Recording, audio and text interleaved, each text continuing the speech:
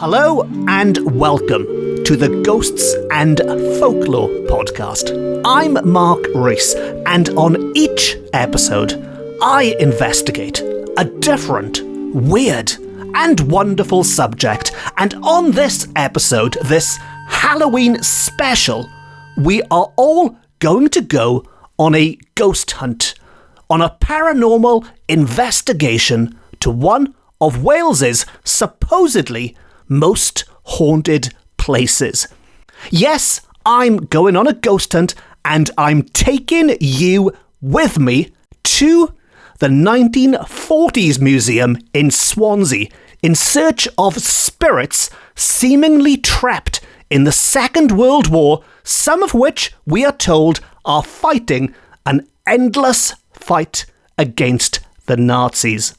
Now, a live investigation such as this one is one of the most ambitious, you could say, stupidest things I've attempted to do on this podcast. And as such, this will not be like a normal episode. And so, before we dive into the spooky stuff, I should just explain quickly how things are going to work.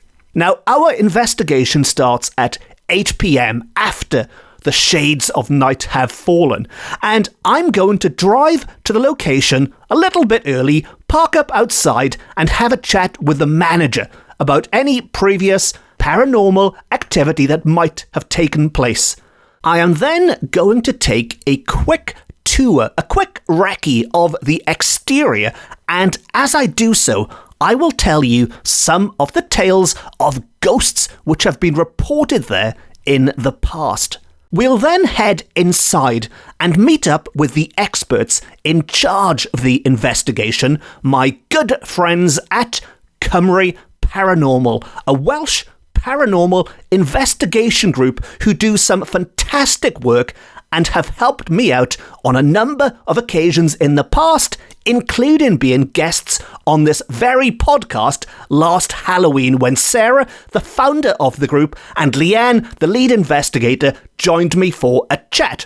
We'll then start the investigation proper, and what you'll hear are highlights recorded live from the night, because if I played you the whole thing, it would be very long and frankly very boring 8 hours of a bunch of people walking around in the dark. So instead, I'll pick out some highlights to play you, and I'll give you updates as we go along so you know exactly what's happening. I'll then wrap up this episode with some of our findings, and this is a key part of any investigation. We'll then let Cymru Paranormal go away and analyse whatever evidence they gather, if indeed they gather any evidence, because I can assure you this is 100% genuine, and if nothing happens, nothing happens, and this will just be a very short episode. But the analysis afterwards is just as important, if not more important, than the investigation itself.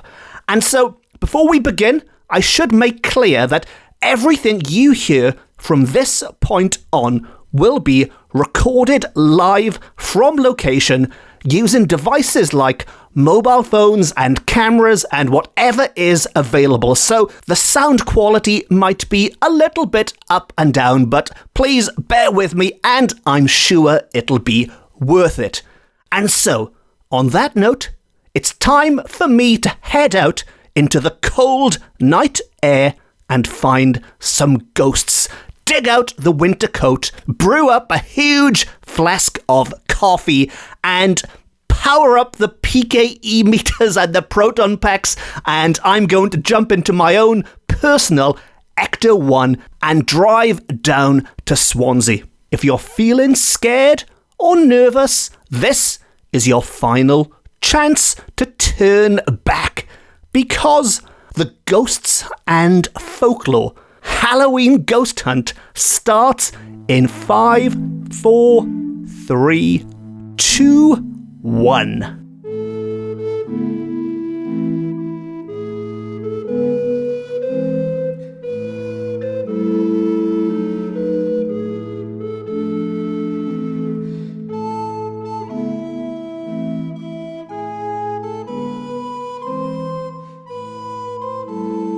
So, to begin at the beginning, which is quite an appropriate quote to start with, as we are in Dylan Thomas's hometown. I've just arrived at the 1940s Museum in Swansea Bay, where I'll be spending the night investigating reports of paranormal activity. And the museum is in Swansea Docks, which is only a few minutes away from the city centre, the city of Swansea. And even though it's the weekend when the city is, I'm assuming the city is bouncing right now, it feels totally removed from all that partying, and in fact there isn't a single person in sight outdoors. The gang are indoors, but out here there's not a single person outdoors, which is probably a good thing, because they'd be wondering why I'm sneaking around talking to myself. But that loneliness, it does add to the atmosphere. It's a very atmospheric setting for a Halloween ghost hunt. The sun has started to set.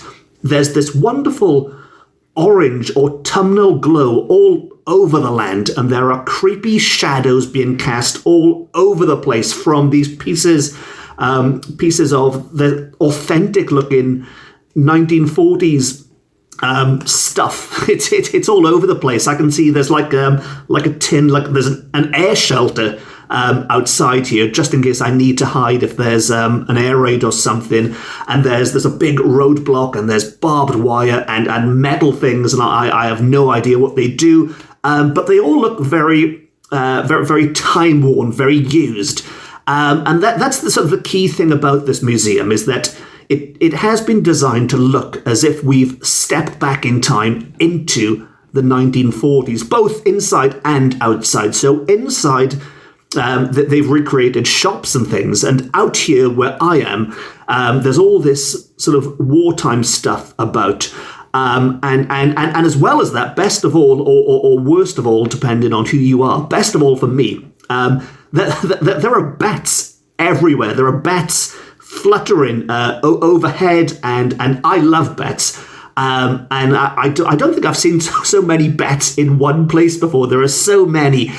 So never mind the ghosts. I'm happy because I've already found bats this evening. Now, before I take you inside, I did a little research beforehand, and I've just had a quick chat as well with John Thomas, the owner or the co-owner of the museum, who opened the museum with his brother Hugh in 2005. And he was telling me that the original idea for this museum was that it was supposed to be a history of Wales, for thousands of years, not just this one decade in the 20th century. So not just World War II, but this museum was originally supposed to go back to Roman times, when the Romans were building things like down the road in Neath, or when the Vikings landed in Swansea, because as you may or may not know, the name Swansea has nothing to do with those lovely white birds,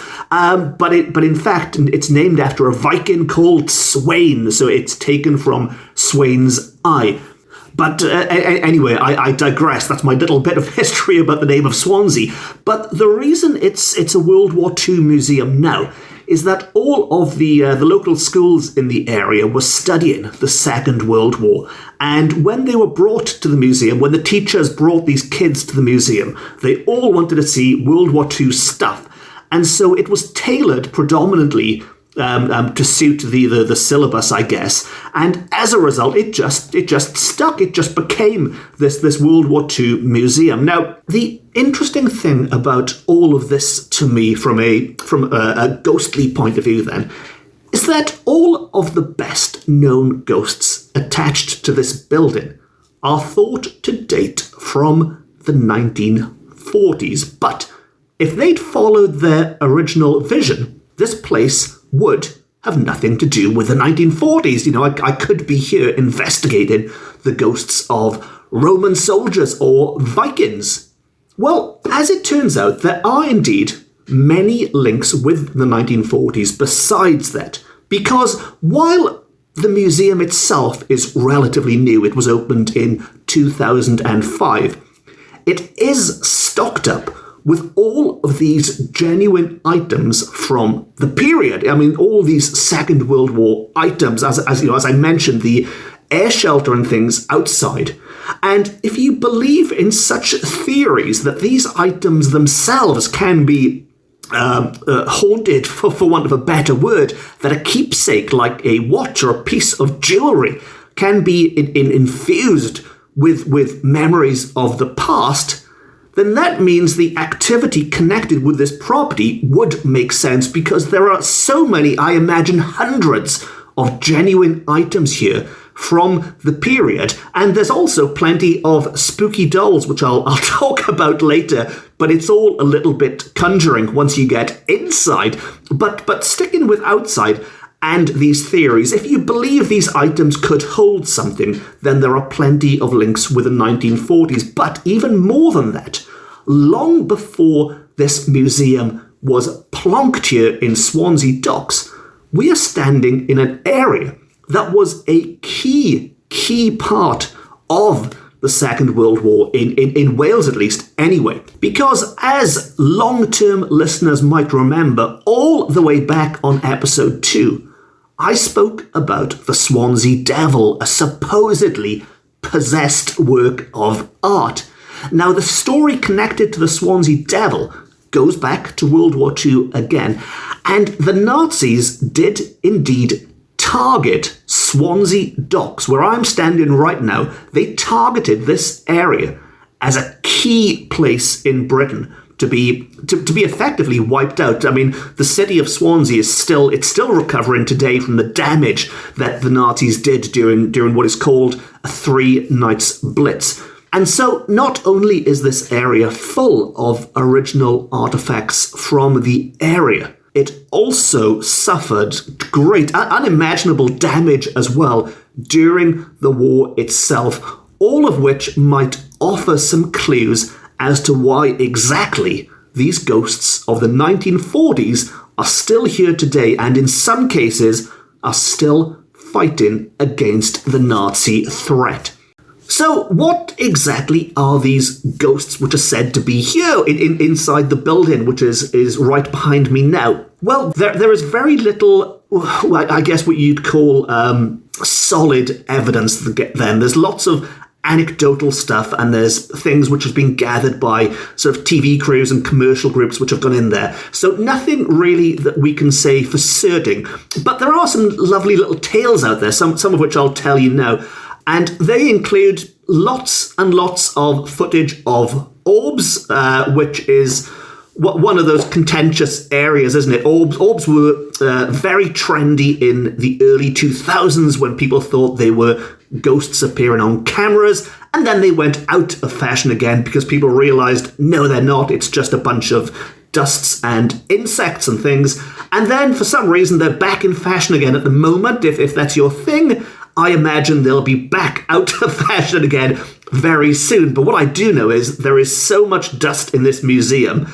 If you choose to believe in such things, there's probably a million orbs floating around me right now. So a lot of orbs have been captured here. EVPs are another slightly contentious approach, and one which has proven to be very, very effective here, if indeed you believe in such things. Now, EVPs, if you don't know what that means, very briefly, it stands for electronic voice phenomena. And it's when what is believed to be the voice of a spirit is caught on tape, and well, not tape nowadays, showing my age, but the voice of a spirit is captured on some kind of sound recording device, whether it's your mobile phone or a dictaphone or a boombox if you're as old as me.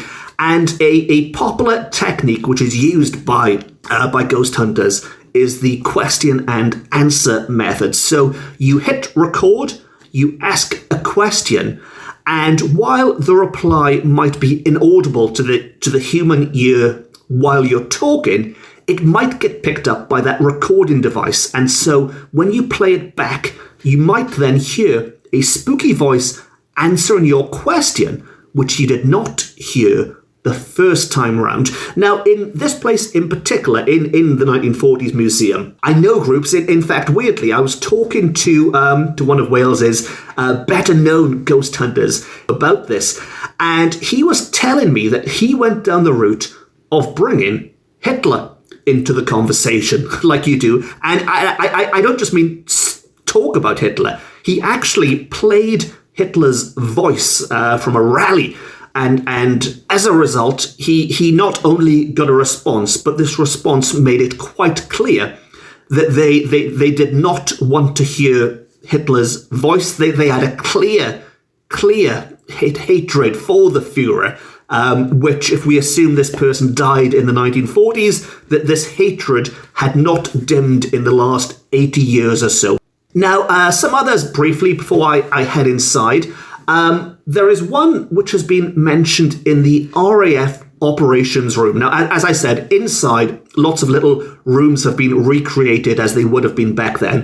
One of them is an RAF operations room, and in there, supposedly, there is an angry man with a burnt face. That's the quote, an angry man with a burnt face. I'm assuming he is angry because of the burn.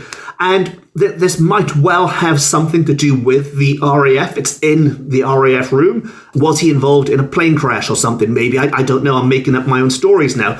But then there's the 1940 street as well. This is quite a cool part of the museum. They've actually made a 1940 street with advertising and stuff around there. There, people have reported seeing a shadow moving in the corner of your eye. I'll be honest, I'm still outside myself. It's not fully dark yet, and I've already seen a lot of shadows moving out of the corner of my eye. I think maybe it's just this place. It does have that feeling. Maybe it's the bats. I don't know, but it does fill you with that sense of imminent paranormal activity. But of all these ghosts, the one which interests me the most, and not just because it's in the pub. I'm driving tonight. There's no wine drinking on this ghost hunt. But in the pub, they've recreated a 1940s pub in there. Which has presumably been recreated using, original items. There's a piano and pint glasses and ashtrays and things in there. And apparently quite a few people, and that's a quote, quite a few people have reported seeing a man and a woman playing cards at the table. And they get quite angry if you enter without knocking the door first. But if you're polite and tap the door first, they seem to, quote again, quite inviting. So I quite like the mundaneness about these apparent ghosts. They aren't running around screaming and with burnt faces like in the other ones. This is just two people playing cards in a pub. Two friends. Maybe they're two lovers. Maybe they're husband and wife. Maybe I'm making up my own stories again. I don't know. But of all the apparent ghosts which are supposed to be in there, they are the ones I am most interested in making contact with. So I will certainly be heading to the pub at some point to see what we can do. But that's enough. That's enough of me outside. It's getting a bit cold. Let's head indoors.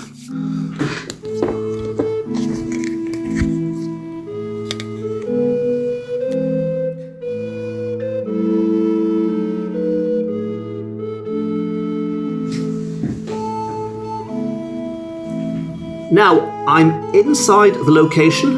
I've had a coffee. The gang, Cymru Paranormal, are ready to go. And before we get underway, I'm just going to have a very quick tour on my own to get a feel for the place before the lights go out and we start. And the first thing you notice about the museum inside is that there are a lot of mannequins or dummies or whatever you want to call them, life-size models of people dressed up in 1940s gear all over the place, which I am sure are great for showing school kids in the daytime what people used to wear back in the day.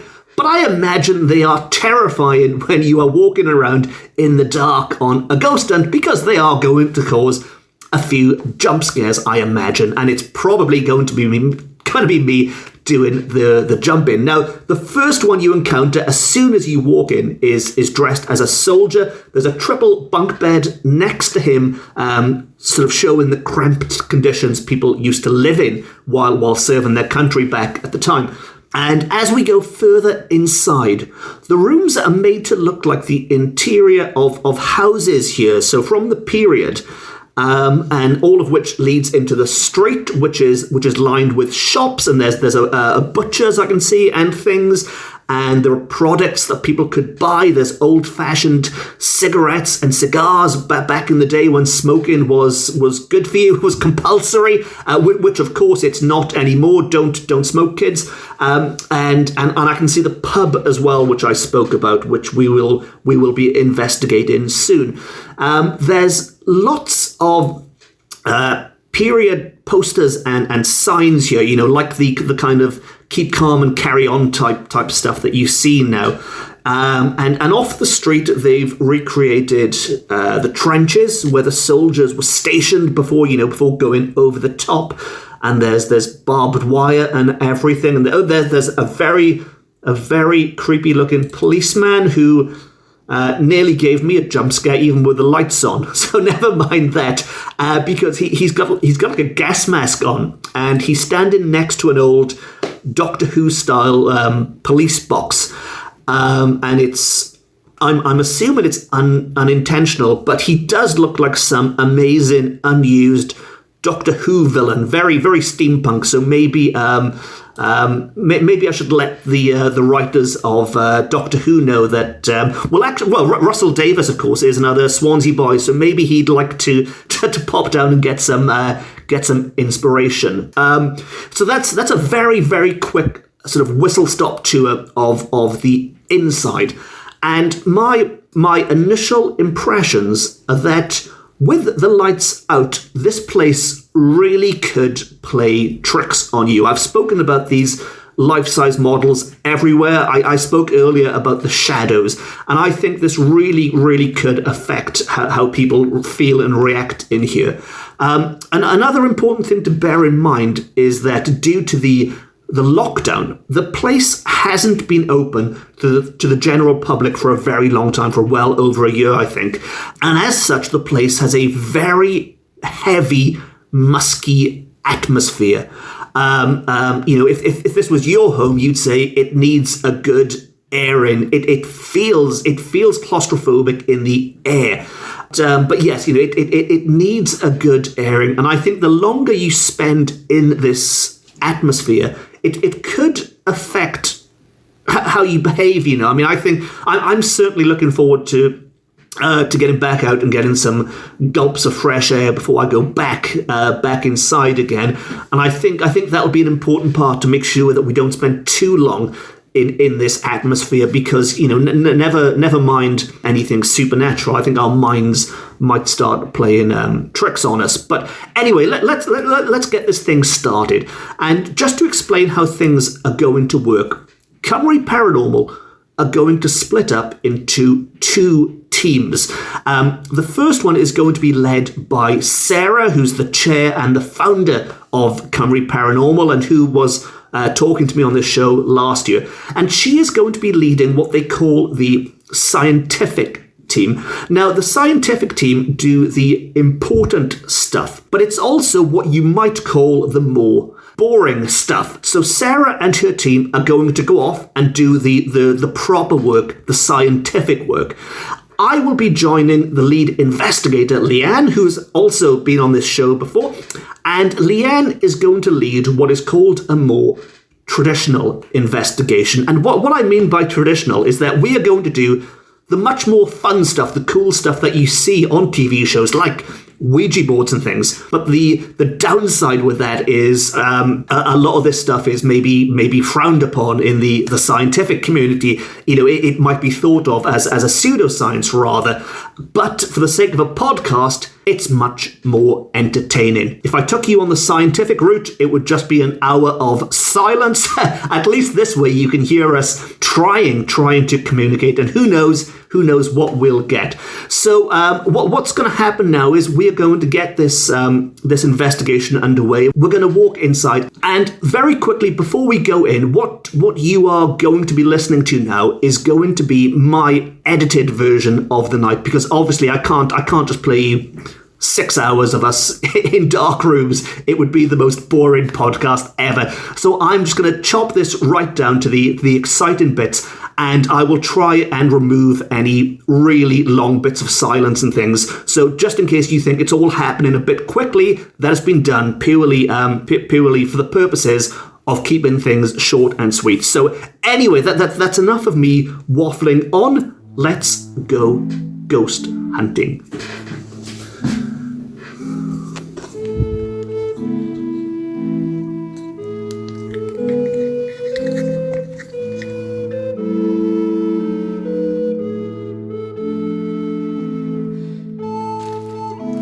So we are now walking down the street into the sort of the heart of the museum, as it were. I want to go to the pub. There's the other group are in the pub at the moment, so we are going to head to this other little room, which is, God knows, it's dark. It's very, very dark. So I've no idea what the hell this room is, but it looks 1940s-ish. And what the plan is that Leanne is going to guide us now in a traditional scrying or dowsing experiment now. There's a box here full of crystals and rods and things, and I am just going to, it's a lucky dip thing. I'm just going to stick my hand in, see what I end up with, and see if it can work. It's magic for me. So should I just close my eyes and if you want to. Let's have one of... Yeah, probably not that one. Right, let's get something useful. I might look for something crystally. Am I? Is that the... Yeah, you can go for crystal. With some rods. Ooh, what's that? That's... Yeah. Oh, if nothing happens, happy with that one. So I've got myself a lovely and nice little white crystal at the end of a chain, and the reason I was laughing there is I messed it all up and put my hand in, and I actually pulled out some kind of tripod stand or something, which I don't think there's any evidence of tripod stands detected paranormal activity. But now I've got this lovely crystal, and I'm going to stop talking for now and just record us conducting this experiment. And of course, you can't see what's going on, so hopefully it'll make sense.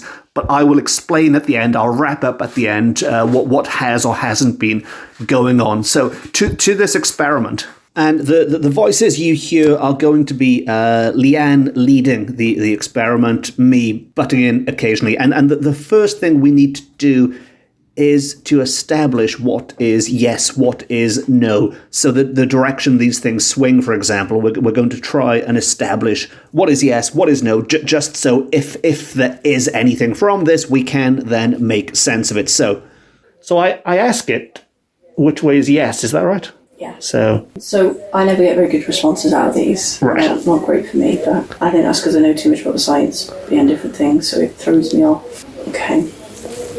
So can you give me the response for yes? And can you give me the response for no? Okay, so at the moment my yes would be nothing and no would be a very slight movement. But as I say, this doesn't work very well for me most of the time. Well, mine's going bonkers and I haven't said anything yet, so let's see if maybe it'll stop. So can you show me what yes would be? And can you show me what the sign for no would be? I think that's a clockwise spin. So what else can I ask? Well, are there any questions you'd recommend that get responses? Or I'd recommend things like, are you a male?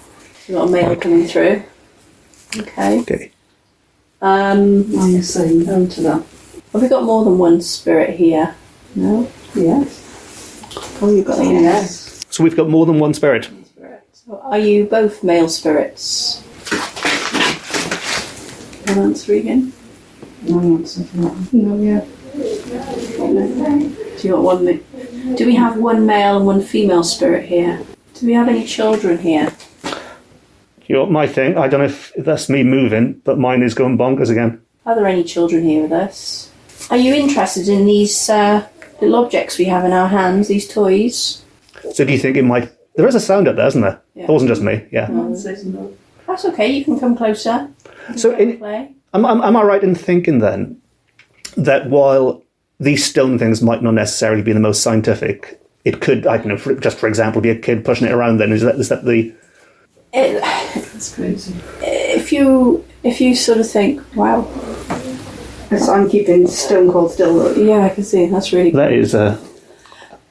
If you think the answer to the question, are you male or are you female, the child would probably not really know that. Are you a boy or a girl might be more appropriate for a child, so that kind of makes sense. Yeah.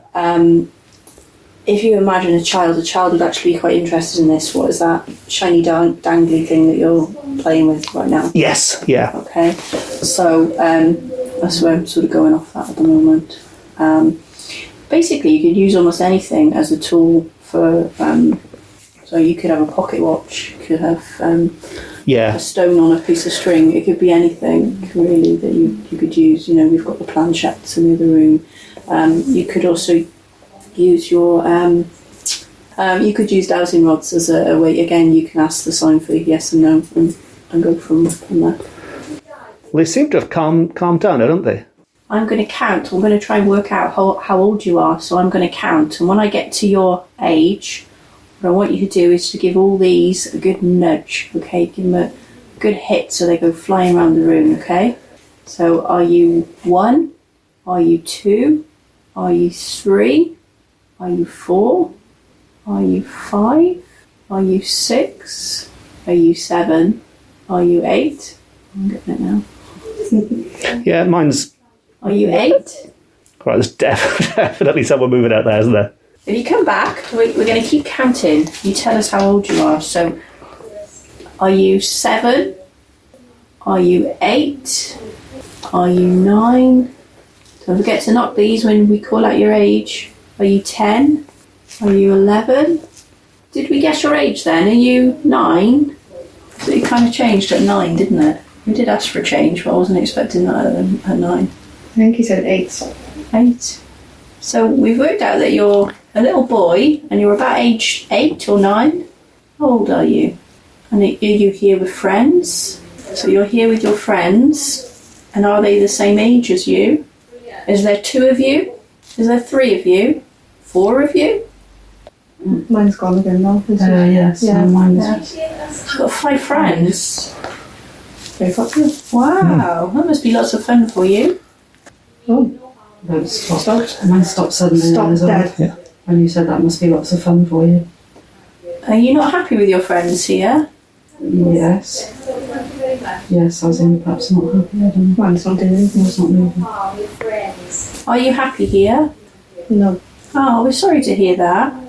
Well, so when you say you feel cold, in general, or like a gust of wind, or... Like shivers from head to toe. Yeah. Like, that's what makes one go move like that. Yeah. Well, we hope you feel happier soon. You can always have some fun with us if you like. Well, when you've done this in the past, Leanne, how sort of well does it sort of corroborate with other things that you might or might know about the place? We've had sort of mixed responses, really. You know, some people have actually had sort of personal experiences coming through. So through questioning, it's not also necessarily being something related to the building. Right. Yeah. Sometimes it's something personal. So there's obviously mixed responses because sometimes people want to take on messages and sometimes people don't want to take on messages. Sometimes people don't understand the message coming through at the time until and they sort of think a little bit more about it. So it just depends, really.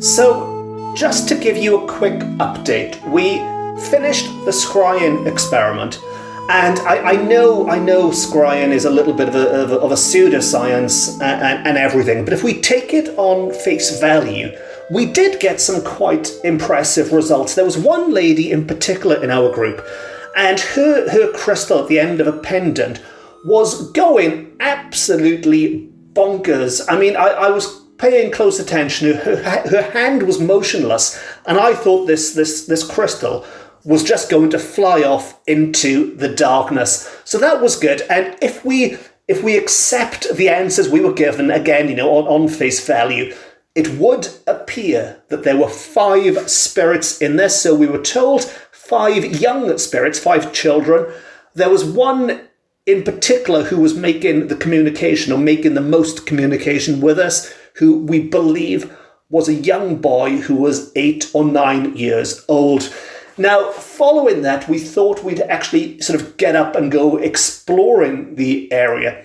And to do that, we used K2 meters. Again, another slightly controversial piece of ghost hunting equipment, but we'll save that for another day. For the purposes of this recording, we did, or not me personally, but we did get as a group some very impressive results, again, where somebody was asking questions and getting instant, clear and correct, but getting quick and clear answers to the questions.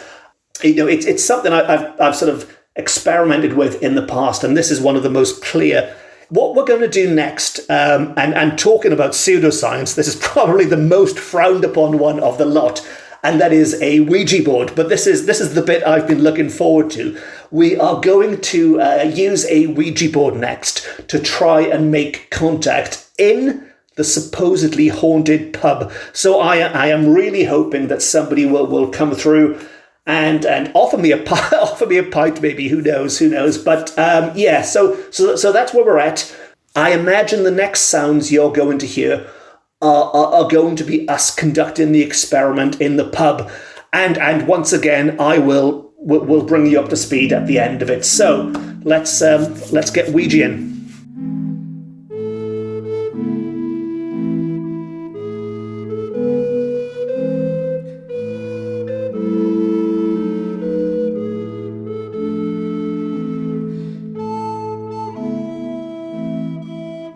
We invite you to come forward.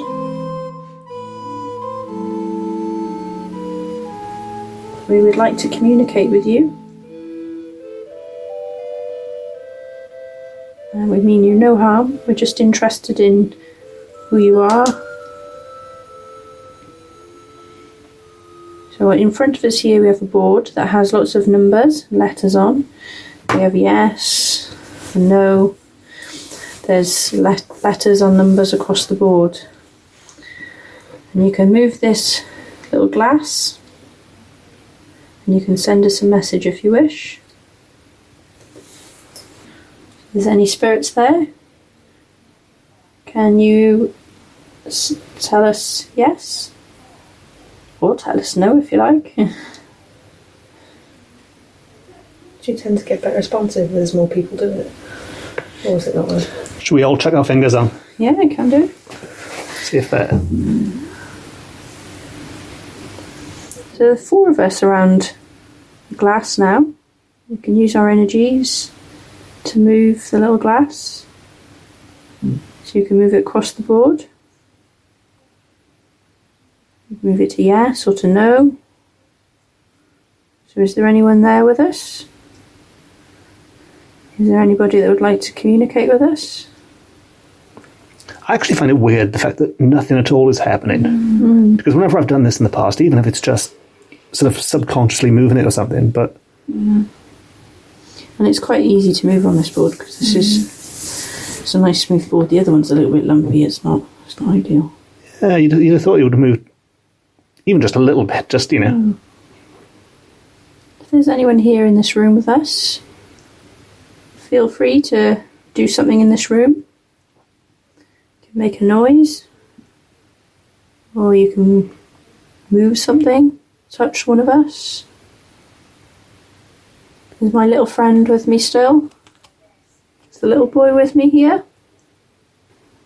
The girl we were speaking to in the other room with the suitcase. Are you with us here? There's nothing at all, is there? It's completely flat. No. I can't even get anything here, to be honest. Well, at least it proves that, you can't get it on demand. You can't insist on communicating with us. And you try so many things, can't you? It does move easily. Yes, it's quite small.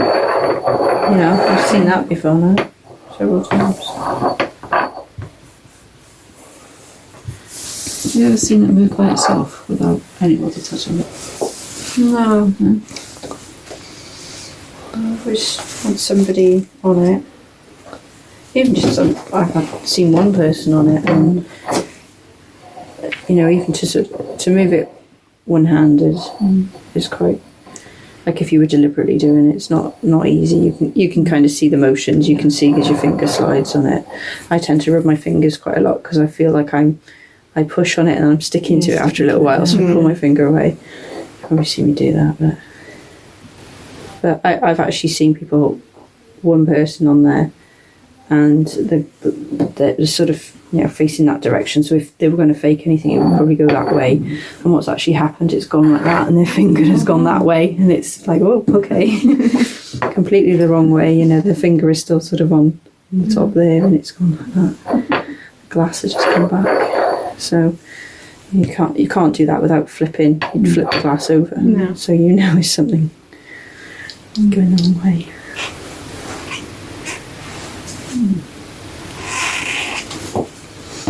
And there's nothing on that either. Nothing at all.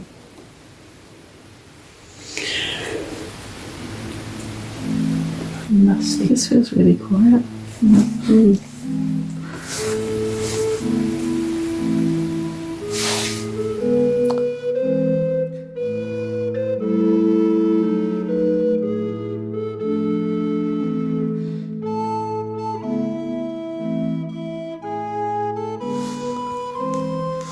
So this is me talking to you. Obviously it's me, but talking to you again directly, the lovely podcast listener.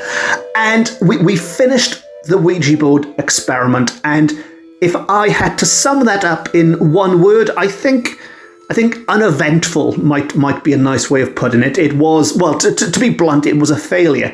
And I find that quite fascinating in a way, because I've done a lot of these Ouija board type experiments over the years, and whether you believe in it or not, whether you think it's a good way of communicating with the other side, or whether you think it's a load of old rubbish, what I do find interesting is that I have never done one before today where literally nothing has happened. Because even if it's not spirits of the dead, even if it's subconscious activity, even if people don't realize they're pushing the glass around, the glass still moves for whatever reason.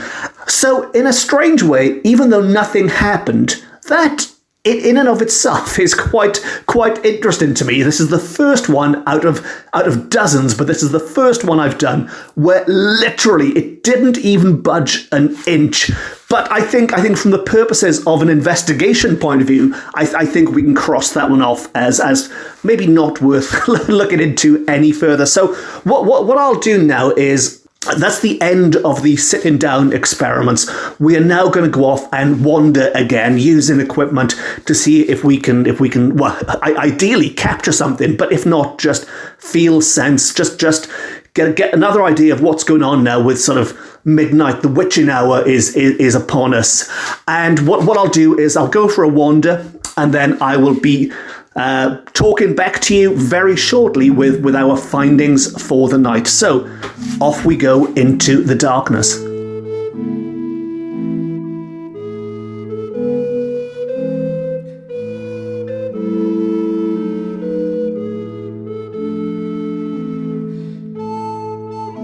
So now I'm standing back outside Swansea's 1940s museum, back where I started, back outside, and the bats appear to have gone by now. Maybe the bats are asleep at this ungodly hour, or maybe, I mean, it's so dark that they could be all around me and I wouldn't know. The only light is coming from my phone that I'm talking into. Otherwise, I'm cut off, which is suitably spooky, I guess, for the kind of Halloween event that we're doing.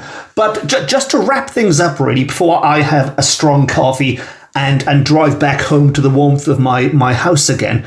But I think looking back on the investigation, it wasn't the kind of action-packed investigation that you see on television. And we knew that from the start. The idea here is that the group are doing a serious investigation. And the quick takeaways for now is that the scrying, I know there are a lot of problems with using techniques like scrying in these kind of situations, but the results we were getting, and I'm a very cynical, skeptical person, but the results we were getting did surprise me, and I think did warrant looking into further. And if you take them at face value, there was certainly noises and there were certainly responses going on throughout the night. And if they are connected in some way to what was happening in the scrying experiment, then maybe it was the spirits of children in there. Maybe they were about 8 or 9 years old, and maybe there was one in particular, a particularly unhappy one that we were, or my group was in contact with the most. Otherwise, as mentioned, things were a bit disappointing. Disappointing with the Ouija board. Certainly, that was a total dead end. The ghosts in the pub sadly did not appear to offer me a drink, or to tell me off either for just barging in there. And I think it was, it's always wonderful joining Cymru Paranormal for these events, and I'm so grateful they let me come along. As mentioned at the start, they are going to go away and analyse this now, and that really is the important thing. I mean, I can talk rubbish now about it, but until they go away and analyse it, that's when we'll really know what was and what wasn't happening. So I'm going to wrap up here. I'm going to finish my coffee, get home, and the next time you hear me will be from the comfort of my own home. So we're nearly there.